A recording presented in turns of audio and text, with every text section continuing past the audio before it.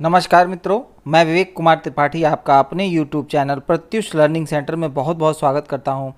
आज हम लोग आपके समक्ष दोबारा पर्यावरण अध्ययन की अगली सीरीज के साथ आए हैं और आज हम लोग देखेंगे कि पर्यावरण के महत्वपूर्ण प्रश्नों को कैसे हल किया जाता है। और आज हम लोगों ने इसमें एक इमेजिनरी फॉर्म का भी यूज़ किया है कि बहुत सी चीज़ें कभी कभी क्या होती हैं कि जब आपको विजुअल होती हैं तो आपके दिमाग में जल्दी बैठ जाती हैं। उसका भी प्रयोग आज हम लोगों ने अपने वीडियो में किया है। ठीक है, तो अपनी श्रृंखला को आगे बढ़ाते हुए हम लोग अब स्टार्ट करते हैं। पहला प्रश्न आ रहा है आपके सामने। पहला प्रश्न है, निम्नलिखित में से कौन सा कथन आकलन प्रक्रिया के बारे में सबसे कम उपयुक्त है। देखिएगा दोस्तों, सबसे कम की बात हो रही है, ठीक है ना। कह रहा है बच्चे को निजी विवरण और व्यक्तित्व पृष्ठपोषण देना वांछनीय अभ्यास है, ठीक है ना। फिर है सीखने के संकेत और उप संकेतों की सूची बनाना, रिपोर्टिंग को अधिक विस्तृत करना। देख रहे हैं ये क्या हो रहा है, अधिक विस्तृत करना। तो ये स्टेटमेंट क्या हो जा रहा है, एक तरह से ये क्या हो जा रहा है, यहाँ पर गलत हो जा रहा है। गलत इसलिए हो रहा है क्योंकि यह क्या है, सही है। अगला है ठीक, अच्छा और बहुत अच्छा जैसे टिप्पणियां बच्चे के सीखने के बारे में एक समझ प्रदान करती हैं। यह भी सही है, लेकिन ये हमारे हिसाब से स्टेटमेंट यहाँ पे क्या होगा, गलत होगा। बच्चों के पोर्टफोलियो में केवल उनके सबसे बेहतर कार्य न होकर सभी तरह के कार्य होने चाहिए। यह भी सही है, लेकिन हमसे पूछ रहा है कि सबसे कम कौन सा है, तो इसमें सबसे कम इम्पॉर्टेंट कौन सा होगा। बच्चे को निजी विवरण और व्यक्तित्व पृष्ठपोषण, मतलब जिसको कहते हैं फीडबैक देना वांछनीय अभ्यास है, ठीक है ना। तो यह जो है ये सबसे कम है, सारे इम्पॉर्टेंट, लेकिन इन सब में सबसे ज़्यादा जो कम महत्वपूर्ण है वो ऑप्शन नंबर 1 है। अगला प्रश्न है, दिए गए प्रश्नों को ध्यान से पढ़िए। क्या आपने अपने घर या स्कूल के आसपास जानवर देखे हैं जिनके छोटे बच्चे हैं। अपनी नोटबुक में उनके नाम लिखिए। इस प्रश्न के माध्यम से किसी प्रकरण कौशल का आकलन किया गया है, ठीक है ना। तो अब आप देखते हैं कि इसमें कौन सा है, वर्गीकरण एवं चर्चा, परिकल्पना एवं प्रयोग करना, न्याय के लिए सरोकार, अवलोकन एवं रिकॉर्डिंग, ठीक है ना। तो अब हम लोग देखते हैं कि इसमें सबसे बेस्ट विकल्प आपका कौन सा होगा। तो सबसे बेस्ट विकल्प इसमें आपका क्या होगा, पहला, यहाँ से स्टार्ट करते हैं। पहला प्रश्न है आपका वर्गीकरण एवं चर्चा, फिर है परिकल्पना एवं प्रयोग करना, न्याय के लिए सरोकार, तो ये तो एकदम गलत हो गया।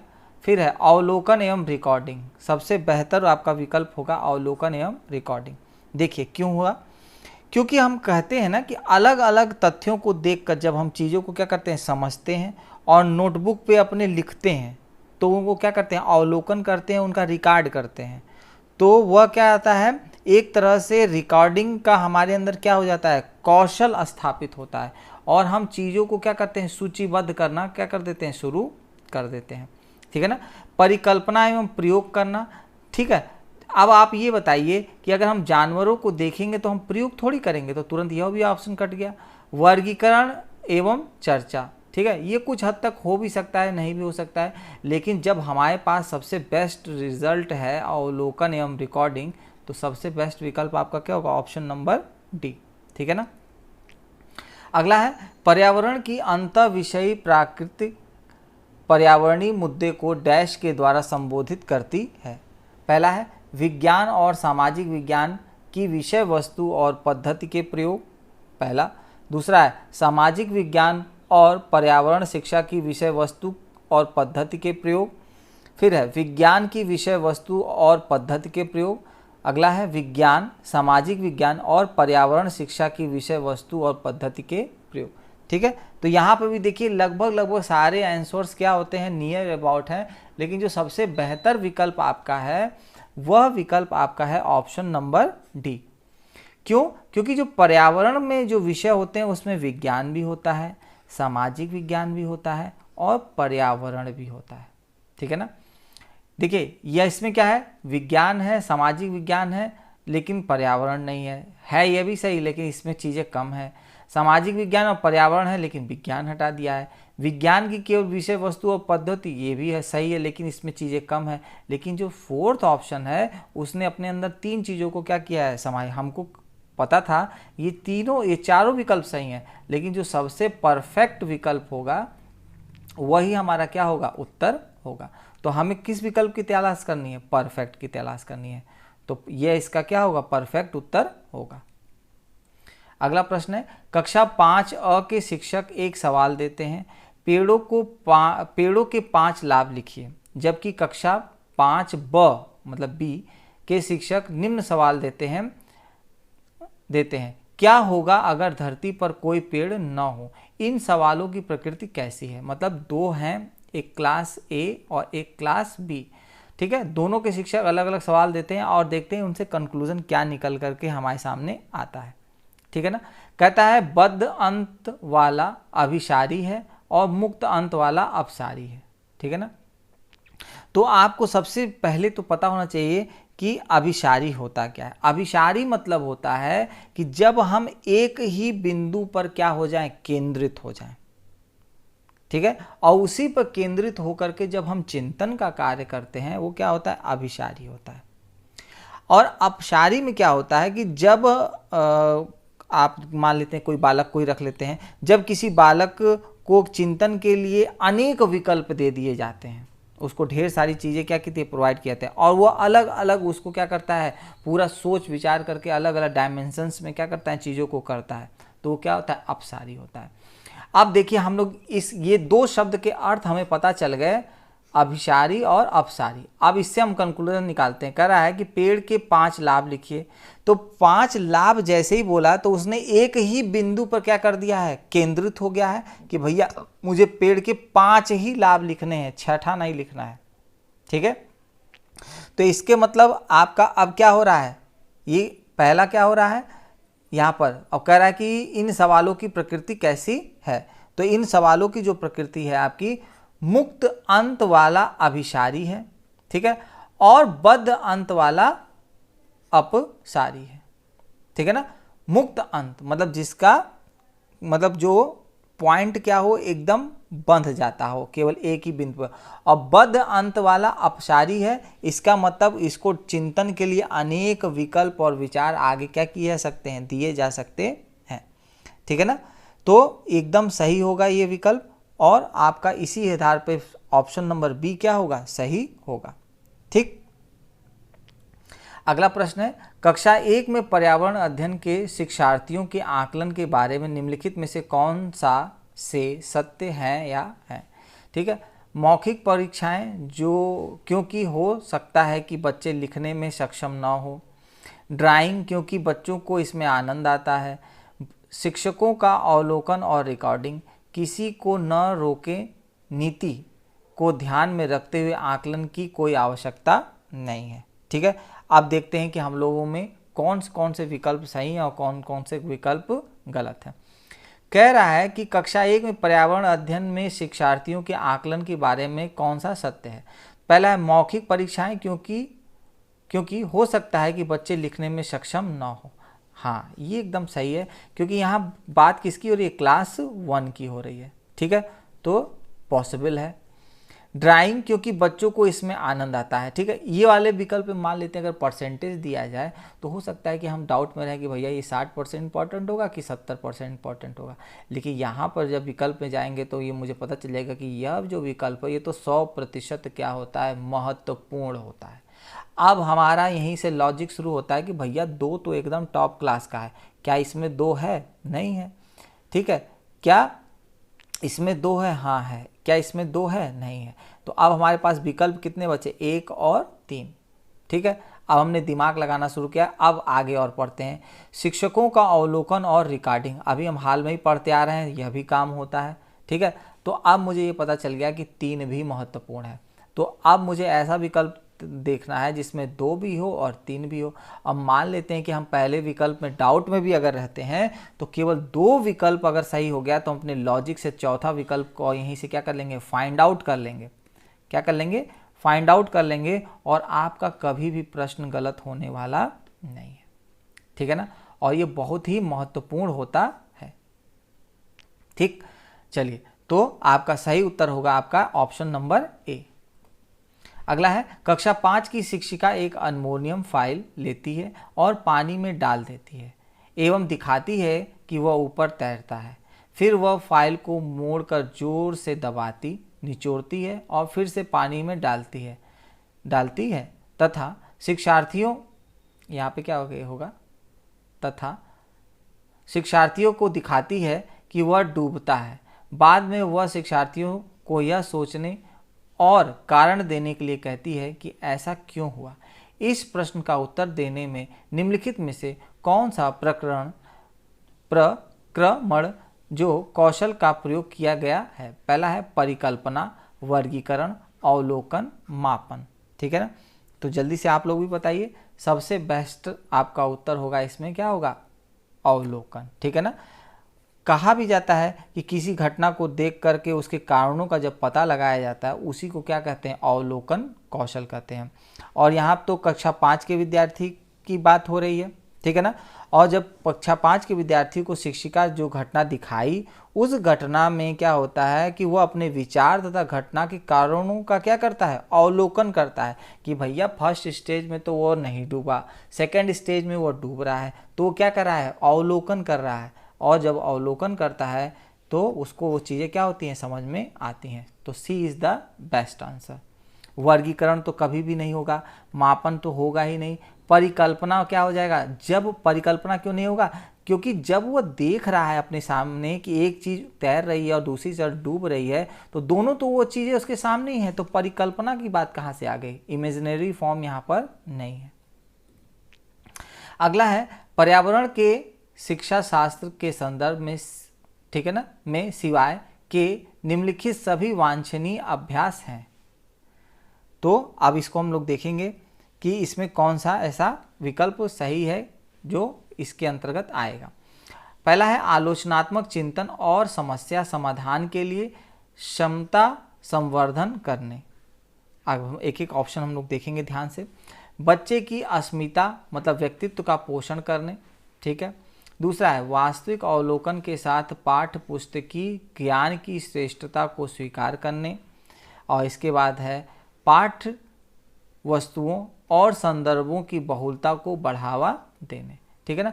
अब कह रहा है, देखिए फिर प्रश्न में हम लोग आते हैं, पर्यावरण अध्ययन के शिक्षा शास्त्र के संदर्भ में सिवाय मतलब इनमें से कोई चार में से कोई एक के निम्नलिखित सभी वांछनीय अभ्यास हैं। मतलब उसको छोड़ करके वास्तविक अवलोकन के स्थान पर जो होता है पाठ्य पुस्तकी ज्ञान की श्रेष्ठता को स्वीकार करना। तो अगर मैं कहता हूं कि मैं पाठ्य पुस्तक की श्रेष्ठता को स्वीकार करता हूं तो तुरंत ही विकल्प क्या हो जाएगा? गलत हो जाएगा। अब देख रहे हैं यहाँ पर नहीं होता तब भी उत्तर यही बनता, कम होता तब भी लेकिन इसने नहीं और कम दोनों शब्द न लगा करके देखिए भाषा में क्या किया है? परिवर्तन किया है। अगला है, महेश कक्षा 4 के शिक्षक हैं। वे वृक्ष संरक्षण की अवधारणा पर शिक्षार्थियों को संवेदनशील बनाने के लिए योजना बनाते हैं। निम्नलिखित में से कौन सी एक गतिविधि इस उद्देश्य के लिए सर्वाधिक उपयुक्त है? ठीक है ना, अब ये देख लीजिएगा। अब पहला है वाद विवाद प्रतियोगिता का आयोजन करना, एक पौधे को अपनाने और उसका पोषण करने के लिए प्रत्येक शिक्षार्थी को अभिप्रेरित करना, पोस्टर प्रतियोगिता में हिस्सा लेने के लिए शिक्षार्थियों को प्रोत्साहित करना, समूह चर्चा के लिए शिक्षार्थियों का समूह बनाना। तो सबसे बेहतर विकल्प होगा, मुझे आप बताया था ना मैंने आपको कि जो पर्यावरण का जो विषय होता है उसमें जो होता है संवेदना जो होती है वो प्रचुर मात्रा में होती है। और संवेदना कब आएगी? जब आप खुद उस काम को करेंगे तो उसके प्रति आपके अंदर संवेदनशील भावों का क्या होगा? विकास होगा। तो B is the right answer, ठीक है ना। तो वृक्षों का जब संरक्षण होता है तो उसमें क्या होती है? आप उसके प्रति संवेदनशील बनते हैं कि हमारे ये क्या है? रक्षक हैं, इनसे हमें ऑक्सीजन की प्राप्ति होती है और ये हमारी पृथ्वी के लिए क्या है? बहुत ही आवश्यक है, हमारा टेम्परेचर मेंटेन करते हैं। तो आप क्या बने? संवेदनशील बने। और इसीलिए सबसे बेस्ट विकल्प आपका कौन सा होगा? बी। वाद विवाद प्रतियोगिता का आयोजन करने से कभी भी पर्यावरण से संबंधित अवधारणाओं का विकास नहीं हो सकता है।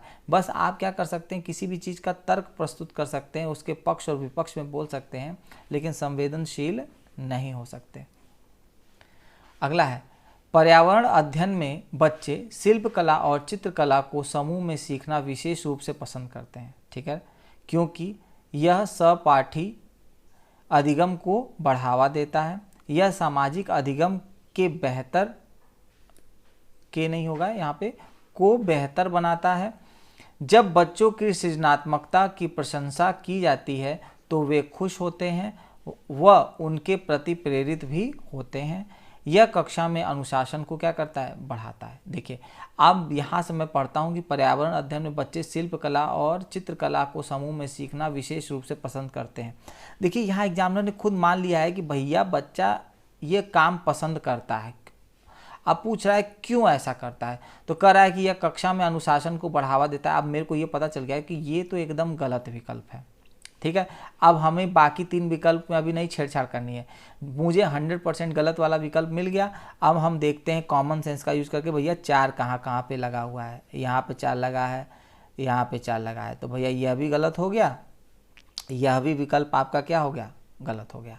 अब 2 विकल्प आपके खत्म, अब बचे 2 विकल्प। अब हम लोग ऊपर फिर से चलते हैं। दूसरा है, यह सामाजिक अधिगम को बेहतर बनाता है। यह तो 100% सही विकल्प है। दूसरा है, जब बच्चों की सृजनात्मकता की प्रशंसा की जाती है तो वे खुश होते हैं व उनके प्रति प्रेरित भी होते हैं। जैसे अब मैं आपको मोटिवेट करूं तो आप प्रेरित होंगे, तो यह भी विकल्प सही है। ठीक है, अब यह है कि यह सहपाठी अधिगम को बढ़ावा देता है। मान लेते हैं कि यह विकल्प के बारे में आपको नहीं पता है भैया कुछ भी। ठीक है, तो आपको यह तो कंफर्म हो गया कि 2 भी सही है और 3 भी सही है और 4 गलत है। तो अब हम देखेंगे कि भैया अब 2 विकल्प हमारे पास बचा हुआ है, 2 और 3 सही है और 4 गलत है। तो 2 और 3 इसमें भी सही है, 2 और 3 इसमें भी सही है। ठीक है, 2 और 3 इसमें भी सही है, 2 और 3। अब बात यहाँ पे आके फंसती है कि यह सहपाठी अधिगम को बढ़ावा देता है। सहपाठी मतलब एक साथ काम करने के लिए क्या करना, प्रेरित करना। और तुरंत ही आपको यह पता चल जाता है कि जो आप विकल्प मानने जा रहे हैं वो क्या है, सही है। तो सही ऑप्शन क्या होगा आपका, सी ऑप्शन होगा। ठीक है ना। नेक्स्ट प्रश्न है, प्रयोग करना आकलन का एक संकेतक है। निम्नलिखित में से कौन सा प्रयोग आपका करने संबंधी संकेतक का आकलन पर सबसे उपयुक्त तरीका है। पहला है चित्र पठन, सृजनात्मक लेखन, निर्देशन ऑब्लिक प्रदर्शन, हस्तपरक गतिविधियां। ठीक है ना। तो सबसे, अब देखिए क्या कह रहा है, प्रयोग करना, ठीक, आकलन का एक संकेतक है। मतलब मान लेते हैं हम किसी भी चीज़ पे प्रयोग करते हैं तो किसी भी चीज़ का आकलन का एक संकेत है। निम्नलिखित में से कौन सा प्रयोग करने संबंधी संकेतक का आकलन का सबसे उपयुक्त तरीका है। तो पहला है चित्र पठन।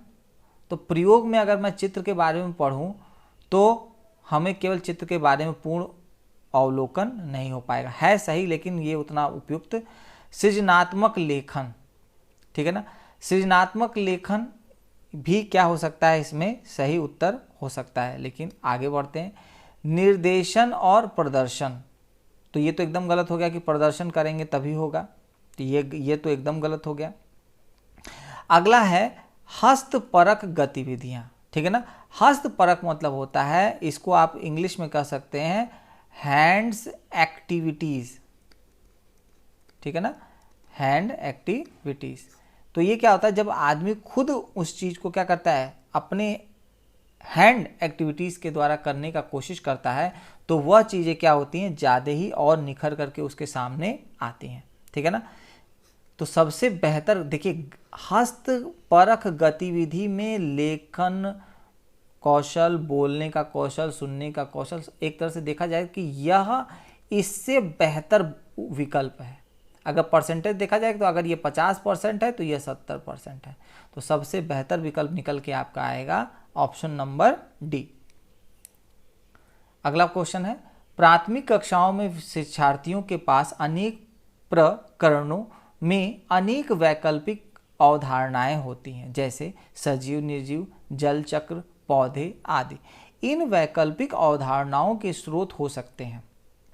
ध्यान रखिएगा, परिवार एवं समुदाय, पाठ्य पुस्तकें एवं अन्य पुस्तकें, शिक्षक, कहानी एवं कविताएं। ठीक है, तो अब हम लोग को देखना है कि सबसे बेहतर विकल्प कौन सा है।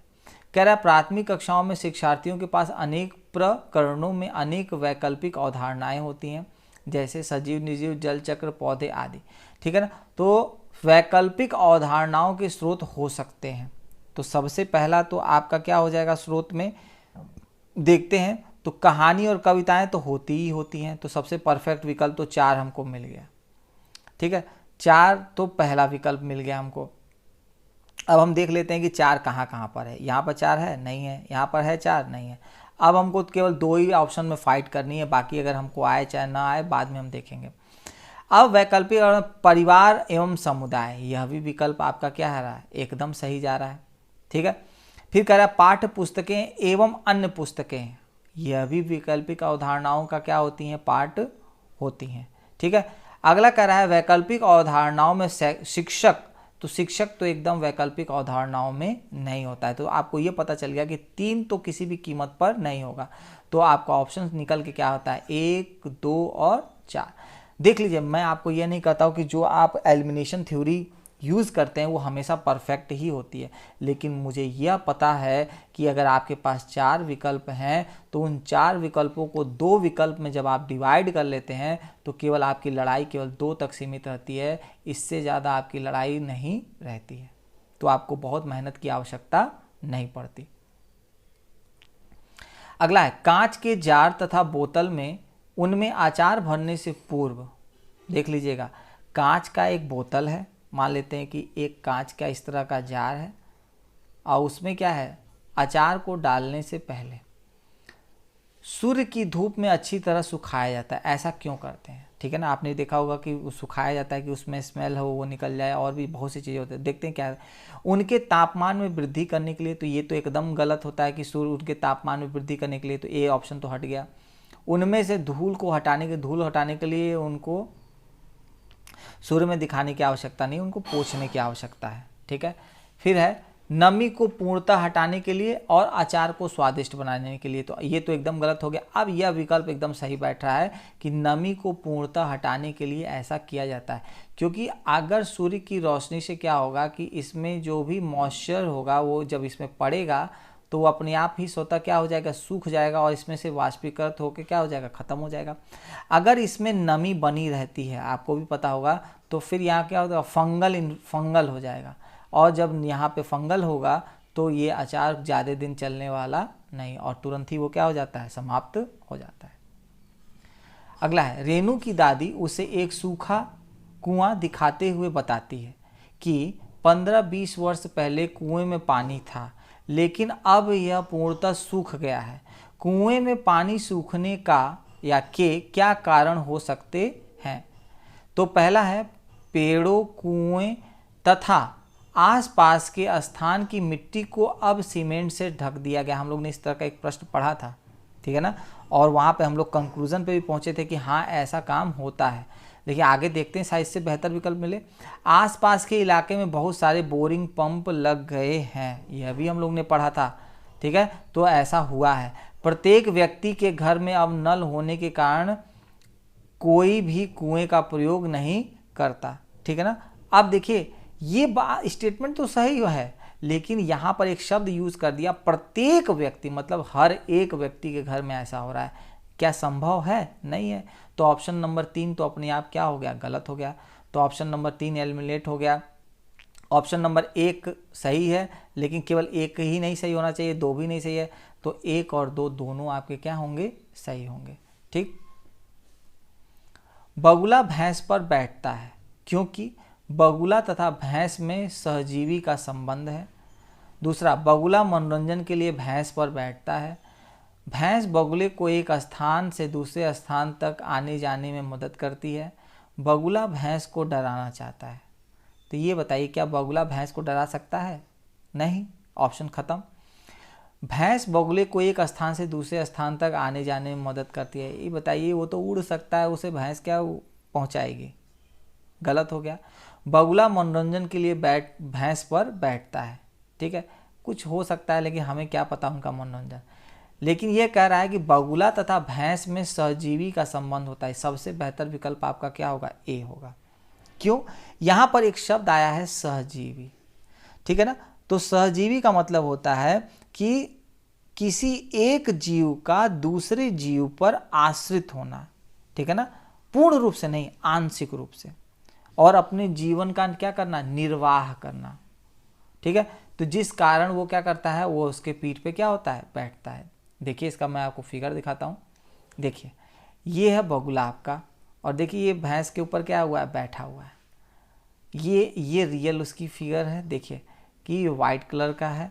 और देखिए भैंस के ऊपर बैठा है तो मनोरंजन के लिए नहीं बैठा है, वो उसके सहजीवी के रूप में क्या करता है, काम करता है। उसके एक जीव जब दूसरे जीव पे क्या हो जाता है, आंशिक रूप से आश्रित होते हैं, ठीक है। तो ये है आपका बगुला, ठीक है ना। तो आपका option number A is the perfect answer. अगला प्रश्न देखते हैं। निम्नलिखित में से जड़ का कौन सा कार्य पौधों के लिए नहीं है। अब देखिएगा किसका कार्य पूछा है, जड़ का। जड़ पौधों के लिए कौन सा कार्य नहीं है, भोजन भंडारण, संचित करना, ठीक है, तो ये तो भाई करती है, तो सही होगा। ह्यूमस उपलब्ध कराना, पौधे को सहारा देना, यह भी सही होता है कि अगर जड़ें ना हो तो पौधा गिर ही जाएगा। जल तथा खनिजों को अवशोषण, ठीक है ना, अवशोषण करना, यह भी सही होता है। तो क्या होता है, ह्यूमस उपलब्ध कराना, ये क्या होगा, गलत होगा, ठीक है ना। अगर ह्यूमस की बात करते हैं तो इसका मूल जो होता है, रिजल्ट निकल के आता है, मिट्टी से जोड़ के आता है, और यह मिट्टी के द्वारा उपलब्ध कराया जाता है, न कि जड़ों के द्वारा, ठीक। अगला है, कर्णम मल्लेश्वरी के विषय में नीचे दिए गए कथनों पर विचार कीजिए। वह अंतर्राष्ट्रीय ख्याति प्राप्त भारोत्तोलक वेट लिफ्टर हैं, हाँ ये तो एकदम सही है। वह कर्नाटक की हैं, ठीक है। देखिए करंट के भी क्वेश्चन आपको इसी तरह देख के जाने पड़ेंगे, पर्यावरण में करंट भी पूछता है थोड़ा बहुत, 2-4 क्वेश्चन। उसने अपने नाम बहुत से रिकॉर्ड बनाए। वह 130 किलोग्राम का भार उठा सकती थी। जब वह 12 वर्ष की थी तभी से वह भार उठाने का अभ्यास करने लगी थी, ठीक है ना। तो हम लोगों ने एक बार पढ़ा था इनके बारे में कि इनके विषय में कौन कौन से कथन क्या है, सत्य हैं, और कौन कौन से नहीं हैं। तो पहला देखता है कि वह अंतर्राष्ट्रीय, ये तो अब विकल्प नंबर 1 तो पता है कि वो एक अंतर्राष्ट्रीय वेट लिफ्टर थी। अब हम देखते हैं एक कहाँ पर है भैया, एक इसमें भी, एक इसमें भी, एक आगे बढ़ते हैं, ठीक है। जब वो 12 वर्ष की थी तभी से वह भार उठाने का अभ्यास करने लगी थी, ठीक है ना। तो यह भी आपका क्या है, सही उत्तर है, ठीक है ना। अब देखिए ये हैं कर्णम मल्लेश्वरी, पहचान लीजिए इनको। देखिए इन्होंने उठाया हुआ है और देखिए इनको यह पुरस्कार मिल रहा है, और ये बहुत पॉपुलर थी, पहली ऐसी वेट लिफ्टर थी जिन्होंने यह कारनामा किया था, ठीक है ना। इनकी शक्ल देख लीजिए, कभी डिबेट में आपको देखने को दोबारा मिल सकते हैं। अगला है, सीढ़ीदार कुएं अथवा बावली या बावड़ी, ठीक है ना, दोनों इसको कहा जाता है। कहाँ इसकी ये बावड़ी होता है, राजस्थान में, ठीक है ना। तो आपको दिमाग में रखना है कि यह भाषा कहाँ की है, राजस्थान की से संबंधित निम्नलिखित कुछ कथन दिए गए हैं, ठीक। पहला है, वे जल भंडारण तथा संरक्षण की पारंपरिक व्यवस्था है। सामुदायिक स्रोत के रूप में उनका प्रयोग होता था। उनका निर्माण मुख्यतः वर्षा रहित राज्यों में होता है। उनमें केवल संदूषित जल होता है, ठीक है ना। तो अब इन प्रश्नों को हल करने के लिए आपको थोड़ा सा पता होना चाहिए, और यह प्रश्न कहाँ पे से आया है, ये आर्ट एंड कल्चर से आया हुआ है। तो चलिए पहले हम लोग बावड़ी देख लेते हैं कि बावड़ी है कैसी। ये रही आपकी बावड़ी, ठीक है ना। अब इस बावड़ी को देखने के बाद आपको अंदाज़ा लग जाएगा, देख लीजिए ये आपका क्या है, कुएं की तरह है, और देखिए बीच में ये क्या है, सीढ़ी नुमा क्या है, संरचना बनी हुई है। देखिए ये सीढ़ियाँ जो बनी हुई हैं, देखिए ध्यान से देखिए आप लोग, सीढ़ी नुमा संरचना है, और यह देखिए आप पूरा अपना क्या है, इसमें आपका जो जल है वो भी है, उपलब्ध है। अब चलिए हम लोग पीछे चलते हैं इसको देखने के बाद प्रश्न को हल करने। पहला प्रश्न है, वो कह रहा है कि वे जल भंडारण एवं संरक्षण के पारंपरिक व्यवस्था है। तो अब तो ये देखिए, ये तो सही हो गया कि ये जल भंडारण और संरक्षण के लिए थी ऐसी व्यवस्था हमारे यहाँ, ठीक है। सामुदायिक स्रोत के रूप में इनका प्रयोग होता, जब भंडारण के स्रोत है तो यूज भी होता था, तो दूसरा भी सही हो गया। उनका निर्माण मुख्यतः वर्षा रहित राज्यों में होता था। अब मैंने आपको बताया राजस्थान में होता है, तो यह विकल्प भी अपने आप क्या हो गया, सही हो गया। उनमें केवल संदूषित जल होता था, नहीं, संदूषित तो अब हो गया ना कि जब उसमें उसका यूज़ नहीं होगा तो वो क्या हो जाता है, खराब हो जाता है, ठीक है ना। और यह वर्षा रहित राज्यों में बनाए जाते थे। वर्षा के दिनों में क्या होता था कि इसमें जल को संरक्षित किया जाता था, और वो जो संरक्षित जल होता था शेष दिनों में अपनी जल की आवश्यकताओं को पूरा करने के लिए उसका क्या करते थे, प्रयोग करते थे। यहाँ तक कि सिंचाई के कार्यों में भी इसके जल का प्रयोग किया जाता था। अब यह पूछ सकता है कि भैया ये बावड़ी का जो है, तो आपको यह भी पता होना चाहिए कि इसका सही उत्तर आपका क्या होगा, राजस्थान, ठीक है ना। राजस्थान भी आप याद रखिएगा। चलिए, ये रही बावड़ी, देख लिया आप लोगों ने ध्यान से। आप दिमाग में रखे रहिएगा, क्योंकि आने वाले समय में जब दोबारा अगर पर्यावरण का क्वेश्चन आएगा तो आपके दिमाग में यह चलना चाहिए कि भैया बावड़ी ऐसी ही थी। अगला है, ठीक है ना, बरली एक पारंपरिक कला का प्रकार है। बरली नामक स्थान किस राज्य में है, ठीक है ना। बरली एक पारंपरिक कला का प्रकार है। अब इसके बारे में भी हमको पता नहीं है, ठीक है ना। बरली एक क्या है, एक चित्रकला है। आपको ये पता होना चाहिए कि चित्रकारिता से संबंधित है। सबसे पहले तो ये आपको पता होना चाहिए। और ये पूछेगा कभी कि बरली किससे संबंधित है, तो आपको उत्तर मानना होगा चित्रकारिता से। अब ये क्या होता है कि यह आपका महाराष्ट्र राज्य में जो आदिवासी क्षेत्र है, महाराष्ट्र राज्य में जो आदिवासी क्षेत्र है, वहाँ पे ये कला का क्या हुआ है, विकास हुआ है। और कहा जाता है कि यह जो जनजाति होती है वो पश्चिम भारत की सबसे बड़ी जनजाति, ठीक है ना, उसमें शामिल है। तो अब देखते हैं कि ये कला होती कैसी है। देखिए, ये वर्ली पेंटिंग है, देख लीजिए, ये पूरी क्या है, वर्ली पेंटिंग है। देखिए कितनी खूबसूरत है, देख लीजिए। अब आपसे एक क्वेश्चन ये भी बन सकता है कि ज्योग्राफिकल इंडिकेशन में भी पूछा जा सकता है कि भैया इसको भौगोलिक संकेतक के रूप में शामिल किया गया है कि नहीं। आपके लिए एक नया प्रश्न बनता है, जाके सर्च करिएगा आप लोग, है कि नहीं। अगर नहीं है तो आने वाले भविष्य में ज़रूर शामिल किया गया है, और अगर है तो आप मुझे ज़रूर बताएंगे है कि नहीं, ठीक है। देख लीजिए वर्ली पेंटिंग कैसी होती है। अब वर्ली पेंटिंग अगर आपके दिमाग में चलने लगी तो तुरंत ही आपके दिमाग में यह भी चलना चाहिए कि ये किस राज्य की है, महाराष्ट्र राज्य की है, ठीक। अगले प्रश्न की तरफ बढ़ते हैं। तमिलनाडु के निकटवर्ती समीपवर्ती राज्य है। इस टाइप के प्रश्न पहले भी आ चुके हैं, तो इसका उत्तर तो हम लोग सीधे सीधे दे सकते हैं, केरल, कर्नाटक और आंध्र प्रदेश। देखिए गुजरात तो होता नहीं है, ठीक है ना। अगर हम इधर से देखते हैं तो आंध्र प्रदेश भी इसमें करेगा, लेकिन फिर गोवा एंट्री नहीं करेगा। फिर अगर गोवा यहाँ पे आ जाएगा तो बाकी चीज़ें, तो सबसे बेहतर विकल्प है केरल का, कर्नाटक और आंध्र प्रदेश।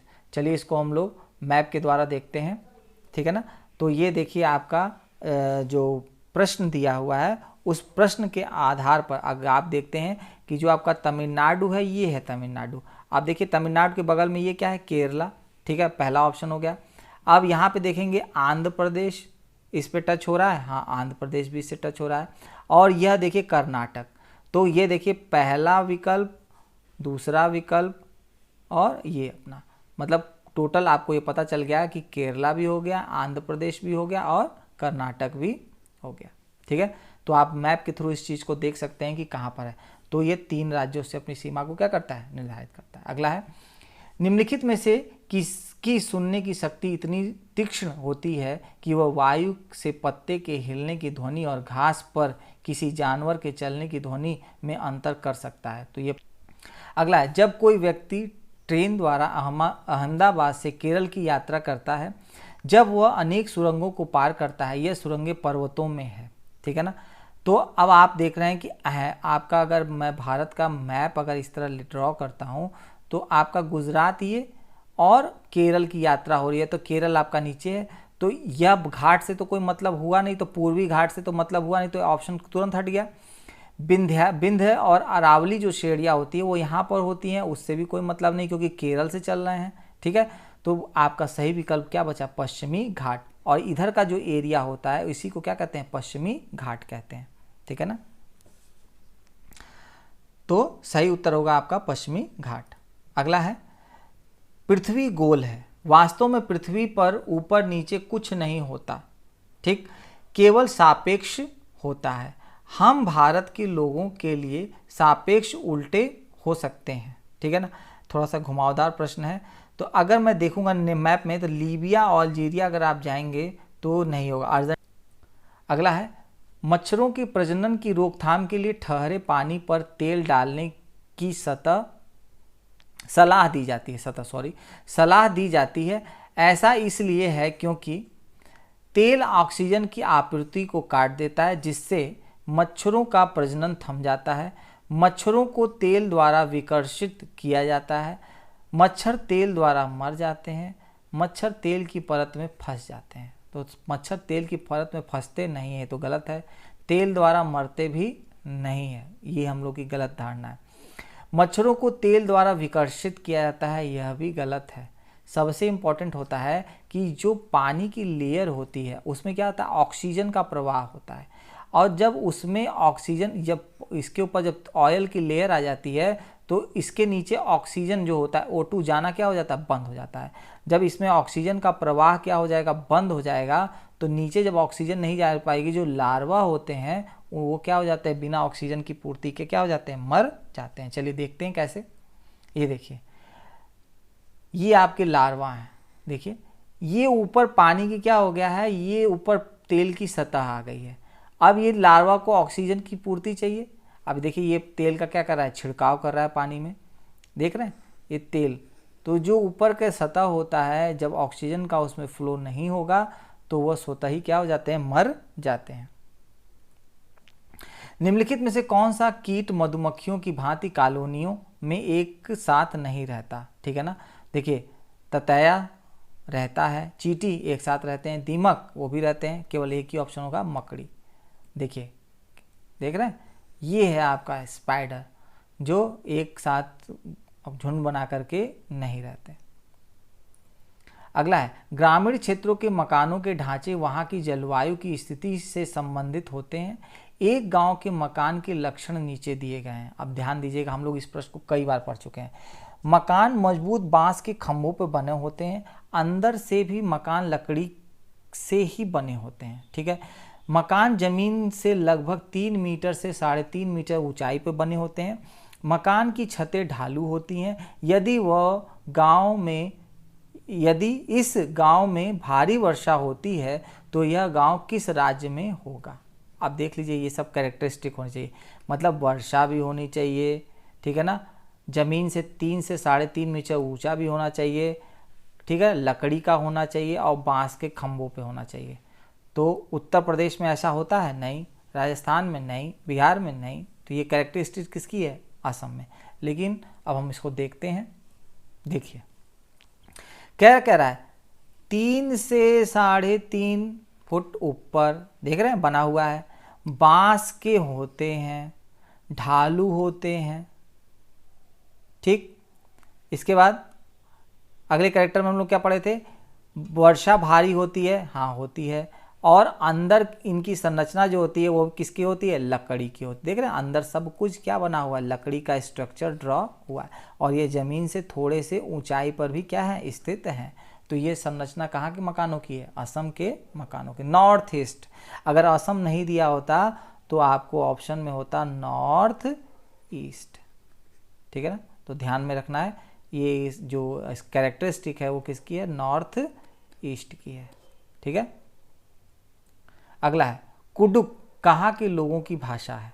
ठीक है, तो मैं आपको बता देता हूँ, ये कहाँ की है? झारखंड की है। सही उत्तर है आपका झारखंड। ठीक, अब देखते हैं क्या होता है। अब आपको याद क्या रखना है? ये जो होता है ओरांव, जो झारखंड की एक प्रमुख जनजाति है, वहाँ की एक प्रमुख भाषा है कुडुक। ठीक है ना, और ये पूछेगा कि ये कहाँ द्रविड़ भाषा से संबंधित है और किस राज्य से संबंधित है, देखिए इसमें राज्य नहीं है तो आपको याद रखना है झारखंड। और एक और अगर पूछ सकता है तो उसमें एक शब्द आएगा छोटा नागपुर, ठीक है ना, छोटा नागपुर। तो यह भी आपका क्या हो जाएगा, सही उत्तर हो जाएगा। अगला है राष्ट्रीय पाठ्य चर्चा की रूपरेखा 2005 के अनुसार निम्नलिखित में से कौन सी एक पर्यावरण अध्ययन की विषय वस्तु है। ठीक है, मैंने आपको बताया था ना 6 होते हैं, याद करिए, नेक्स्ट पीछे के वीडियो में आप जाके रिकैप होकर के देख सकते हैं। तो अब इसमें कौन सा नहीं है, तो आप तुरंत उत्तर दे सकते हैं। पहला क्या होगा, भोजन, फिर आपका सौरमंडल, कौन, मौसम, ऊर्जा। तो पूछ रहा है कि कौन सी पर्यावरण अध्ययन की विषय वस्तु है, और यहीं पे अगर नहीं हो जाता और हो जाता तो भोजन तो सबसे ज़्यादा क्या होता है, इम्पॉर्टेंट होता है। ठीक है ना, सौरमंडल की कोई चर्चा नहीं है, मौसम की कोई चर्चा नहीं है, ऊर्जा की कोई चर्चा नहीं है। तो ये सारे विकल्प क्या हैं, गलत हैं, केवल एक ही विकल्प आपका सही है, भोजन। अगला है पर्यावरण अध्ययन के विषय वस्तु आधारित उपागम को अपनाने के समर्थन में निम्नलिखित में से कौन सा तर्क सबसे अधिक सशक्त है। ठीक है, यह पाठ योजनाओं को एक ढांचा प्रदान करने और शिक्षण को अधिक प्रभावी बनाने में क्या करता है, मदद करता है।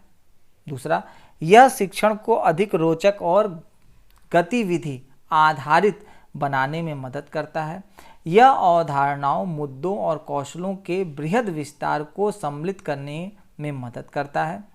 यह विषय सीमाओं को नरम, सौम्य बनाने और संपूर्णता में ज्ञान को प्राप्त करने में मदद करता है। ठीक है, तो सबसे परफेक्ट उत्तर होगा आपका इसमें, जल्दी से बताइए आप लोग भी, सबसे परफेक्ट विकल्प होगा डी। आप देखते हैं ऊपर से गलत कैसे हो रहा है। यह पाठ योजनाओं को एक ढांचा प्रदान करने और शिक्षण को अधिक प्रभावी बनाने में मदद करता है। ठीक है ना, ये सही है, लेकिन हमको इससे भी बेहतर देखना है। यह शिक्षण को अधिक रोचक और गतिविधि आधारित बनाने में क्या करता है, मदद करता है। यह भी ठीक ठाक लग रहा है। अगला है यह अवधारणाओं, मुद्दों और कौशलों के बृहद विस्तार को सम्मिलित करने में क्या करता है, मदद करता है। यह भी क्या लग रहा है, ठीक लग रहा है। यह विषय सीमाओं को सौम्य, सौम्य मतलब यहां पर एक शब्द होगा सहज, ठीक है, सहज बनाने और संपूर्णता में ज्ञान को प्राप्त करने में क्या करता है, मदद करता है। तो यह ज़्यादा, इसका जो आधार है वह बहुत ज़्यादा बड़ा है। ठीक है ना, इसमें सर्वाधिक तर्क इसमें प्रस्तुत किया गया है, जिसमें इसमें संपूर्णता में ज्ञान को प्राप्त करने में की बात की गई है। ठीक है, तो D is the right answer. अगला है प्राथमिक कक्षाओं में पर्यावरण अध्ययन को सीखने में कहानियां एक महत्वपूर्ण पहलू हैं। इससे तो हम सभी लोग जानते हैं। पर्यावरण अध्ययन के कक्ष की कहानी सुनने के लिए निम्नलिखित में से कौन सा सबसे कम उपयुक्त कारण है। अब देखिएगा सबसे कम की बात हो रही है, चलिए हम लोग देखते हैं सबसे कम उपयुक्त कारण कौन सा है। पहला है यहाँ पर कहानियों में व्यक्तियों के अनुभव शामिल होते हैं। कहानियाँ केवल विषय क्षेत्रों की, यहाँ की नहीं होगा, को छूती हैं, मतलब केवल जिस विषय के बारे में। कहानियाँ कक्षा प्रबंध में सहायता करती हैं। कहानियाँ पर्यावरण अध्ययन अवधारणाओं से संबंध जोड़ने के लिए संदर्भ उपलब्ध कराती हैं। ठीक है ना, तो सबसे अगला है पर्यावरण अध्ययन पाठ्यपुस्तक की विषय वस्तु में, ठीक है ना, अब यहाँ पे बुक की बात हो रही है, परिभाषाओं और व्याख्यानों को दूर रखा जाना चाहिए। रट कर सीखने को हतोत्साहित करना चाहिए। बच्चे को प्रश्न करने और खोजने का मौका मिलना चाहिए। बच्चे को केवल लिखित जानकारी दी जानी चाहिए। ठीक है ना, आप देख रहे हैं केवल लिखित के बारे में जानकारी देने की बात कर रहा है, तो ये तो पक्का पता चल गया कि ऑप्शन नंबर जो आपका 4 है वो तो एकदम क्या हो रहा है, गलत की तरफ बढ़ रहा है। अब आगे देखते हैं, रट कर सीखने को हतोत्साहित करना चाहिए। ठीक है ना, तो अब रट कर सीखने को हतोत्साहित करना चाहिए, तो यह भी आपका क्या हो रहा है, सही है। लेकिन अब देखते हैं इससे बेहतर विकल्प क्या हो सकता है। बच्चों देखिए ये सही हो सकता है, ठीक है ना, लेकिन हमको अब इन तीनों में बेहतर खोजना है। परिभाषाओं और व्याख्यानों को दूर रखा जाना चाहिए। देखिए परिभाषाओं को अगर हम दूर रख देंगे और व्याख्यानों में तो केस स्टडी होती है, तो उसको हम कैसे दूर कर सकते हैं? तो ये तो तुरंत ही क्या हो गया, गलत हो गया। अब बच रहा है कि बच्चे को प्रश्न करने और खोजने का मौका मिलना चाहिए। तो सबसे बेहतर विकल्प आपका निकल के क्या आ रहा है, ऑप्शन नंबर 3। तो इसमें केवल उत्तर आपका कौन सा सही होगा, ऑप्शन नंबर सी, केवल 3, ठीक है ना। लग रहा है कि दूसरा भी क्या होगा, सही हो सकता है, लेकिन वह सही नहीं है, ठीक है ना।